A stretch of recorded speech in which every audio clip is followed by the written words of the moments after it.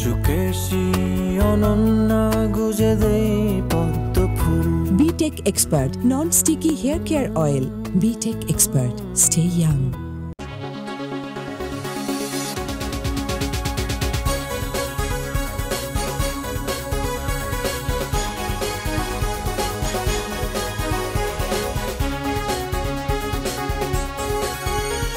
প্রিয় দর্শক, আপনাদের সবাইকে সাদর আমন্ত্রণ জানাচ্ছি BTech expert hair care oil আমার আমিতে। আমি সারিকা।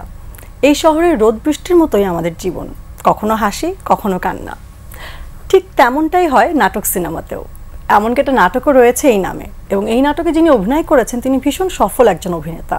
মঞ্চ দিয়ে যাত্রা শুরু করলেও এই লম্বা পথ চলায় তিনি কাজ করেছেন নাটক, টেলিফিল্ম, চলচ্চিত্র, এমনকি ওটিটিতেও। প্রিয় দর্শক, আমাদের সাথে রয়েছে আপনাদের সবার প্রিয় অভিনেতা শ্যামল মাওলা। কেমন আছো? খুব ভালো, তুমি কেমন আছো? আমি ভীষণ ভালো আছি।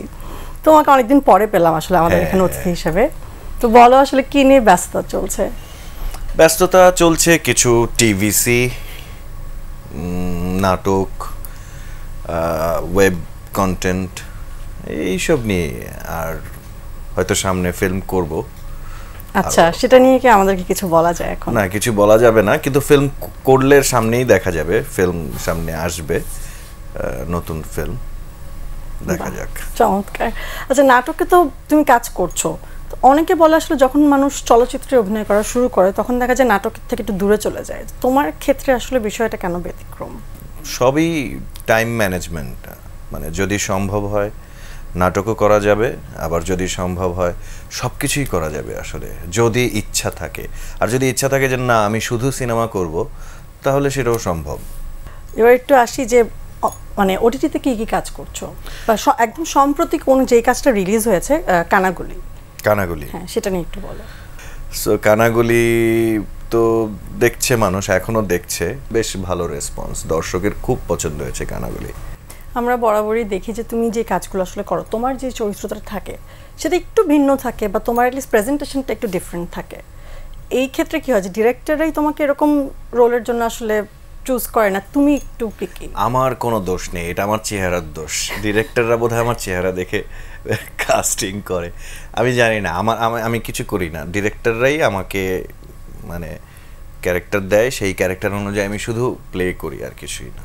তোমার কি কোনো প্ল্যান থাকে যে আমি এভাবে করবো, বা এই চরিত্রগুলোতে আসলে কাজ করবো, বা একটা প্যাটার্ন? আমার প্ল্যান থাকে না। আমার এত মাথায় ব্রেন কম, এত বুদ্ধি নাই আমার মাথায়। এটা বেশি হাম্বল ভাবে বলছো, ডেফিনেটলি আছে দেখে তুমি আজকে আসলে এখানে। কিন্তু তারপরে বলবো যে চরিত্রগুলো মানে ফুটিয়ে তোলার ক্ষেত্রে নিশ্চয়ই তোমারও কিছু ইনপুট থাকে। তা তো অবশ্যই থাকে, এটাই তো আমার জব, মানে তো তুমিও জানো এটা তো থাকবেই। হ্যাঁ, তো সেই ক্ষেত্রে আসলে তোমার মানে কাজের এক একজনের এক একটা স্টাইল থাকে না কাজের, তোমার ক্ষেত্রে আসলে হোয়াট ওয়ার্কস?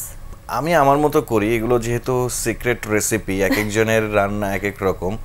আমিও গদ বাঁধা নিয়মেই আসলে অভিনয়টা যেভাবে রেডি হতে হয় সেভাবেই ট্রাই করি, কিন্তু আমার নিজস্ব কিছু মশলা থাকে যেটা আমি আসলে অ্যাড করি ওটার সাথে, ওই নিয়মে অনুযায়ী। সো ওইটুকুই। এটা তো নিশ্চয়ই এত মানে এক্সপ্লেন করতে পারবো না যে আসলে কিভাবে আসলে করি আর কি। এবং সেই ক্ষেত্রে আমি শিওর যে মঞ্চের যে অভিজ্ঞতা সেটা নিশ্চয়ই হেল্প করে।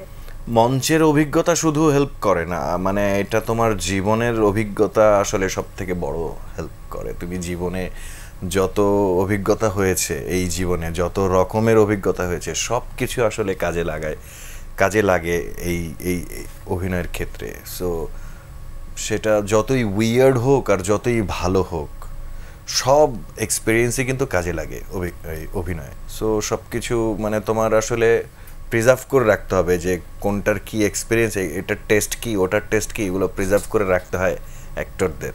ওই অনুযায়ী আসলে কাজে লাগাই। এই যেমন 90s একটা গল্প করব, ওয়েবেরই সামনে করতে যাব, এই সপ্তাহের মধ্যে করতে যাব।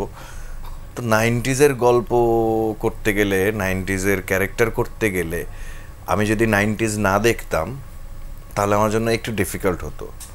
আমি যেহেতু দেখেছি 90s কিড আমি নিজেই, সো আমার জন্য কিন্তু ইজি হবে। যতটা বেশি কঠিন হবে এখনকার যে অভিনেত্রী যারা, তাদেরকে যদি 90s ক্যারেক্টার দেওয়া হয় তাদের জন্য যতটা ইজি হবে তার থেকে বেশি ইজি হবে আমার জন্য, কারণ আমি 90s অভিজ্ঞতা আমার আছে, আমি দেখেছি নিজের চোখে, এরকমই আর কি। সেটা তো অবশ্যই, যে জীবনের অভিজ্ঞতা আসলে সবই কাজে আসে এবং অ্যাক্টর আসলে ওভাবেই কাজ করে। কিন্তু তারপরে আমি যেটা বলছিলাম যে ইনস্টিটিউশনাল একটা শিক্ষার তো কিছুটা হলেও একটা সাপোর্ট থাকে, যেটা আসলে মানে অভিনেতাদের ক্ষেত্রে আসলে সেটা মঞ্চ, আর না তো আসলে কাজ করতে করতে মানুষের শেখা। আমার জন্য সব থেকে বড় সুবিধা ছিল, আমি থিয়েটার করেছি, যেরকম থিয়েটার করতে গেলে, এটা আমি জানি না সব থিয়েটার করা মানে মানুষের পক্ষে এটা হয়েছে কিনা, আমার অনেক বেশি পথনাটক করতে হয়েছে, যেটা আমাকে অনেক বেশি স্ট্রং বানিয়েছে। অভিনয়ের ক্ষেত্রে বলি, যে কোনো কিছুর ক্ষেত্রে বলি, আমি সব থেকে স্ট্রং হয়েছি পথনাটক করতে গিয়ে। সেখানে ইনস্ট্যান্ট ইম্প্রোভাইজ করা, ইনস্ট্যান্ট একটা টপিক দেয়া, সেইটা নিয়ে অভিনয় করা, মানে পথনাটকে কিন্তু ম্যাক্সিমাম তাই হয়। সো আমার ছোটোবেলায় আমি পড়াশোনার পাশাপাশি আমার সপ্তাহে একটা দুইটা অথবা মাসে একটা দুইটা মানে পথনাটক করতে ঢাকার বাইরে যাওয়া, আমার সাথে মেজো ভাইকে পাঠানো, আমি তখন পিচ্ছি একদম, ভাই যাওয়া আমার সাথে, বা কেউ না কেউ যাওয়া, অথবা না গেলেও এমন রেসপন্সিবল মানুষের সাথে পাঠানো যারা আবার ঠিকঠাক মতো বাসায় পৌঁছে দিবে। তো সেই ভরসার জায়গাগুলো ছিল। এটা আসলে মঞ্চের যে দল থাকে সেখান থেকেই করা হয়, কারণ সাধারণত দেখা যায় মঞ্চ নাটক মানে হচ্ছে একটা প্রিপারেশন থাকবে লম্বা সময়, এবং সেটা মানুষ যাবে মঞ্চে দেখতে। এইটা আসলে কি পথনাটক, তুমি যেটা বলছো এটা একটু বিস্তারিত আমাদেরকে বলো। পথনাটক ধরো কোনো একটা টপিক তোমাকে দিয়ে দেওয়া হবে, সেই টপিক অনুযায়ী তুমি ইনস্ট্যান্ট রাস্তার মধ্যেই তোমার ওই পারফরমেন্সটা করতে হবে। তোমার ডিউরেশন 10 থেকে 15 মিনিট বা 20 মিনিট, এর মধ্যে এই টপিক নিয়ে তোমরা পারফরমেন্স করবা। এর মধ্যে হয়তো তোমাকে এটাকে আসলে শেখারই একটা আরেকটা প্রসেস, বা মানুষজনের সামনে লাইভ তুমি পারফরমেন্স করছো। সো এটাকে কি বলবো আমি, লাইভ তুমি রান্না করছো, ধরো ইনস্ট্যান্ট তোমাকে বললো তুমি এই রান্নাটা করো, তো তুমি যেহেতু শেফ, তোমাকে রান্না করতে হবে, তোমাকে ইনস্ট্যান্ট বললো যে তুমি এই রান্না করো। এখন তুমি তোমার বুদ্ধি খাটিয়ে মাথা দিয়ে ওই রান্নাটা করলা। তো যেহেতু আমি অভিনয় করি, মঞ্চে কাজ করি, তো আমাদেরকে কয়েকজনকে বেছে নিয়ে যাওয়া হয় যাদেরকে দিয়ে পথনাটকটা করানো যাবে। তো এরকম করে মানে এটা ফিক্স থাকে না আসলে। তুমি কোন দলের সাথে ছিলে? আমি এখনো দেশ নাটকের সাথে আছি। এখনো কি যাওয়া হয় বা মঞ্চের সাথে এখনো পর্যন্ত সংযুক্ত আছে? মাঝে মাঝে, কারণ আমার বাসা থেকে শিল্পকলা মেনটেন করা মুশকিল, অনেক দূর। এটা আসলে মানে মেইন স্ট্রিমে কাজ করেও মঞ্চে সময় দেওয়াটা কিছুটা হলেও তো ডিফিকাল্ট। এরকম তোমার মতন আর কারা রয়েছে এই দলে সেটা জানবো, কিন্তু তার আগে নেব ছোট একটা বিরতি। দর্শক ফিরছি বিরতির পর। মৃত জিনিসকে জীবন দিয়ে অভিনয় করানোর থেকে নিজে অভিনয় করা সহজ।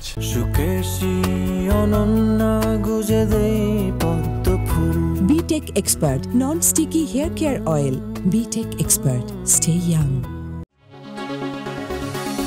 দর্শক ফিরে এলাম বিরতির পর। সবাইকে আবারও স্বাগত জানাচ্ছি BTech Expert hair care oil আমার আমিতে। কথা হচ্ছিল শ্যামল মালার সাথে, যাবার আগে আসলে মঞ্চ নিয়ে কথা বলছিলাম। এবং এই দলে আসলে আর কারা কারা রয়েছেন? অনেকে আছে, মাসুম রেজা ভাই থেকে শুরু করে গিয়াসউদ্দিন সেলিম ভাই, লাবলু ভাই, শিহাব শাহিন ভাই, সুমন আনোয়ার ভাই, আনিসুর রহমান মিলন ভাই, বন্যা মির্জা আপু, চুমকি আপু, নাজনীন চুমকি, দীপান্বিতা, সুষমাদি, মানে আরও আরও আরও আমি নিজেও আছি, আরও অনেকে, শোয়েব ভাই, হিল্লোল ভাই। সবাই এখনো সময় দেয় মঞ্চে? না, সবাই তো সময় দিতে পারে না। যারা চুমকি আপা তো যায়, এখনো সে শো করছে, সুষমাদি শো করছে। বন্যা আপু তো এখন দেশের বাইরে, কিন্তু সে আসলে শো করে, অথবা সে যাওয়ার আগ পর্যন্ত শো করেছে। আচ্ছা, বকুল ভাই, নিশাত আপা, অনেকে। হ্যাঁ, অনেকে। কিন্তু তুমি যে বলে ছোটবেলা থেকে আসলে করছো, তো সেটা আরেকটা অন্য হিস্ট্রি, অন্য থিয়েটার, বাচ্চাদের থিয়েটার, বাচ্চাদের। তারপরে বড় হবার পরে তুমি যে সিদ্ধান্ত নিলে, তখন কি আসলে অভিনেতা হবে দেখেই আসলে সেটার একটা গল্প আছে। আচ্ছা, আমি একটা শো দেখেছিলাম, নিত্যপুরাণ শোটা তখন দিলীপ দা বেঁচে ছিলেন, দিলীপ দা ছিল একলব্য ক্যারেক্টার। তো আমি নিত্যপুরাণ শোটা দেখে আমি এরকমই ফিদা হয়েছিলাম। আমি তখন টার্গেট ছিল সিএটিতে ঢোকার। সিএটিতে আবার একদম সকাল থেকে রাত পর্যন্ত থিয়েটার, আর অন্যান্য থিয়েটারে হচ্ছে শুধু সন্ধ্যার মানে রিহার্সাল টাইমটুকু, মানে 2 ঘন্টা 3 ঘন্টা। আর সিএটি হচ্ছে তখন কমার্শিয়াল থিয়েটার কাইন্ড অফ। তা আমার চিন্তা ছিল সিএটিতে যাব, কিন্তু নিত্যপুরাণ দেখার পরে আমার কাছে মনে হয়েছে আমি দেশ নাটকে ঢুকবো, কারণ নিত্যপুরাণ এত ভালো প্রোডাকশন ছিল। এবং আমি বলবো আমার লাইফের বেস্ট প্রোডাকশন আমি দেখেছি নিত্যপুরাণ মঞ্চে। আরও অনেক ভালো ভালো প্রোডাকশন আছে, অন্যান্য দলেরও আছে, কিন্তু আমার চোখে দেখা নিত্যপুরাণ সব থেকে বেস্ট। তো মঞ্চের পরে নাটকে প্রথম কাজ করা হলো কবে? মঞ্চের পরে নাটকে মানে টেলিভিশন ইন্ডাস্ট্রিতে ওই যে রোদ বৃষ্টির শহরে, ওটা দিয়েই শুরু, সুমন আনোয়ার ভাইয়ের ডিরেকশনে। কিন্তু তারপরেও আমি রেগুলার কাজ করার উদ্দেশ্যে আসলে আমি তখনও ছিলাম না। তারপর ওটা ছিল 2006। তারপরও থিয়েটার করেছি।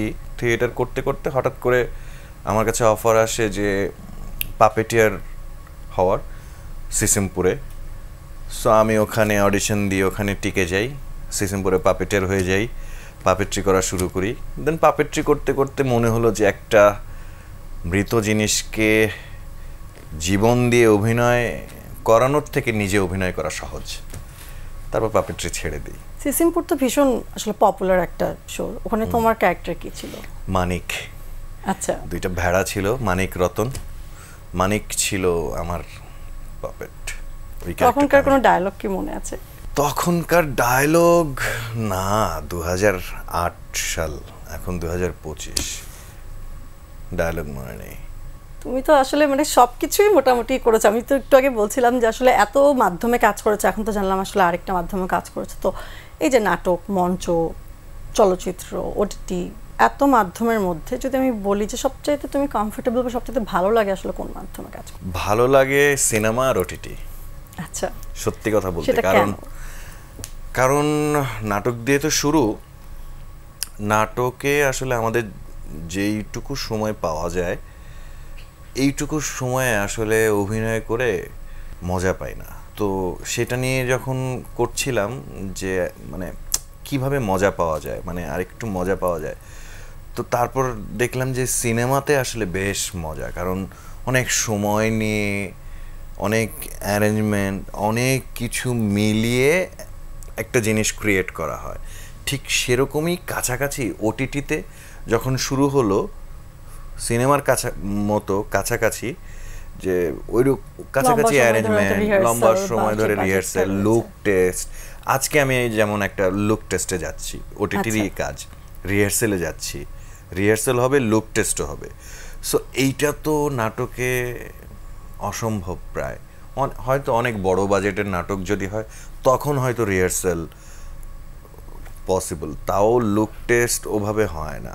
আর এখন দেখা যায় যে নাটকে তো আসলে তোমাদেরকে দেখা যায় স্ক্রিপ্টও আগে থেকে দিচ্ছে না, বা কস্টিউমও নিজের প্রিপারেশন একটা ব্যাপার থাকে। তো সেই জায়গাতে আসলে কি মনে হয় যেটা আসলে পরিবর্তন হবে কবে? পরিবর্তন হয়ে যাবে, কারণ মানে আস্তে আস্তে যেহেতু মানে তুমি যখন মানে পাশের জন, মানে তুমি যার সাথে মিশবে, পাশের জন যদি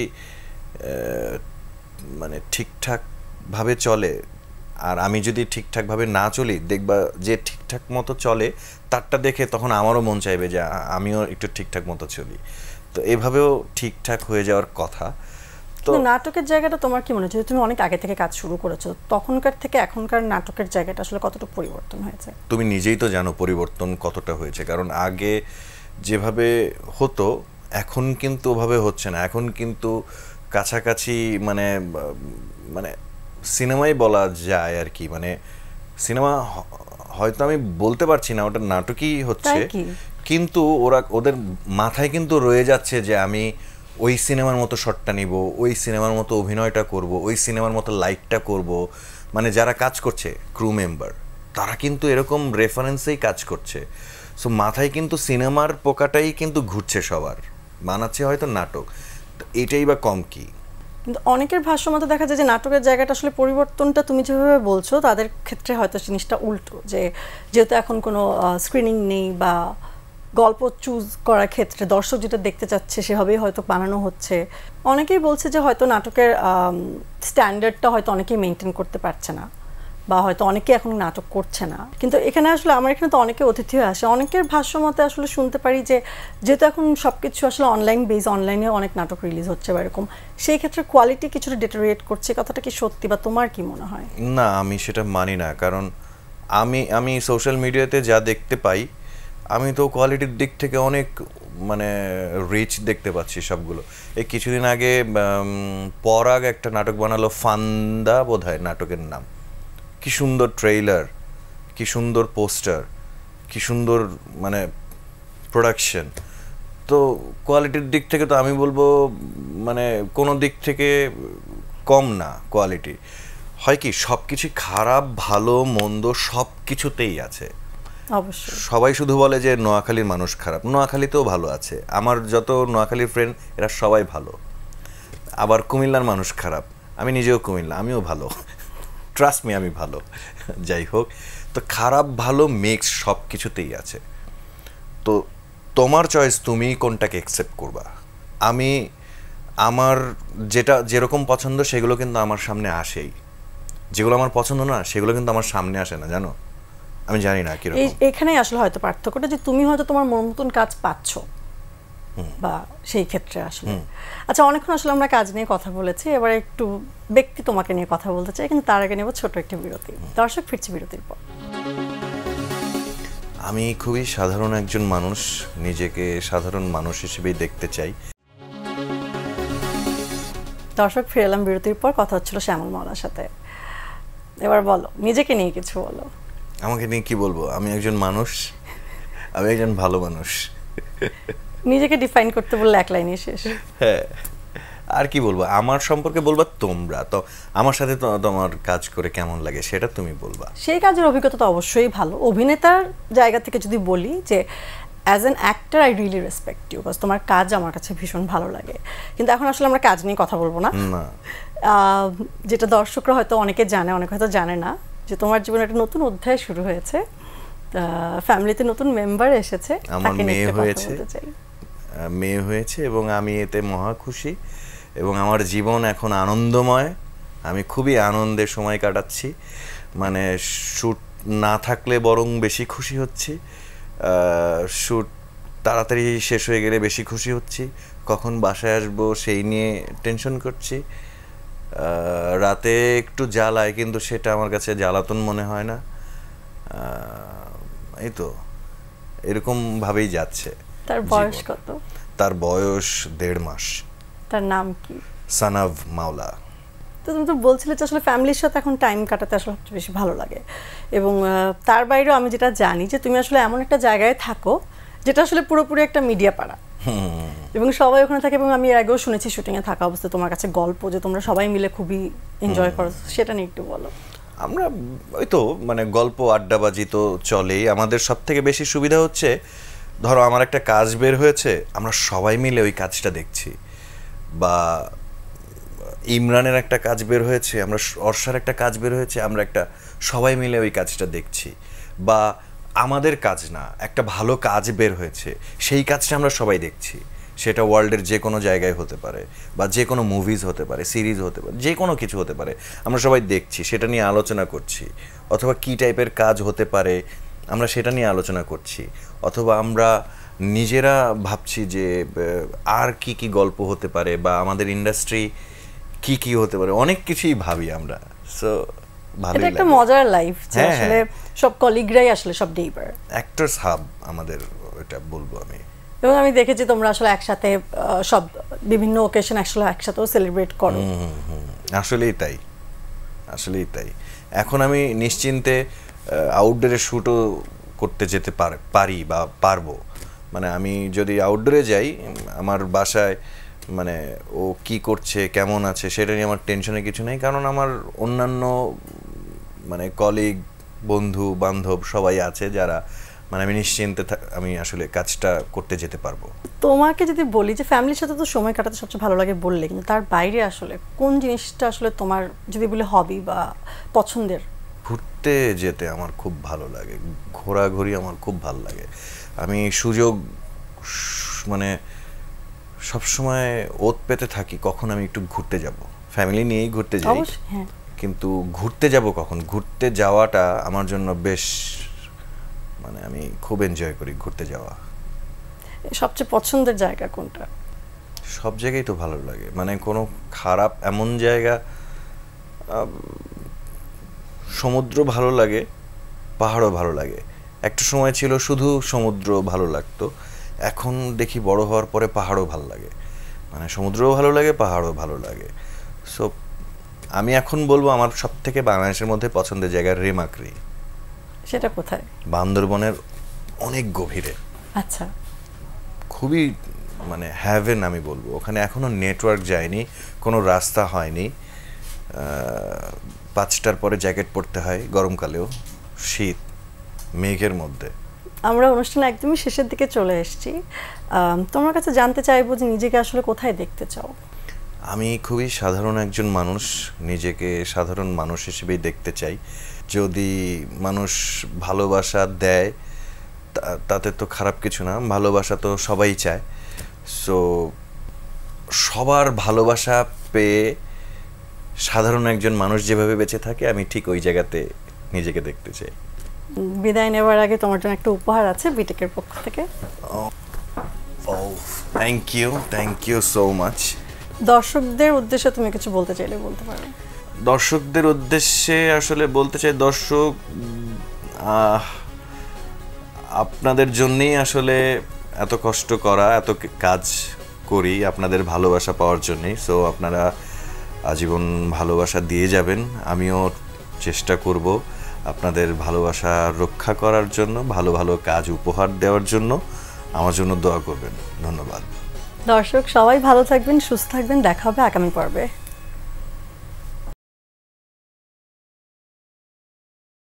সুকেশী অনন্যা গুজে দেই পদ্ম ফুল। BTech Expert Non-Sticky Hair Care Oil. BTech Expert. Stay young.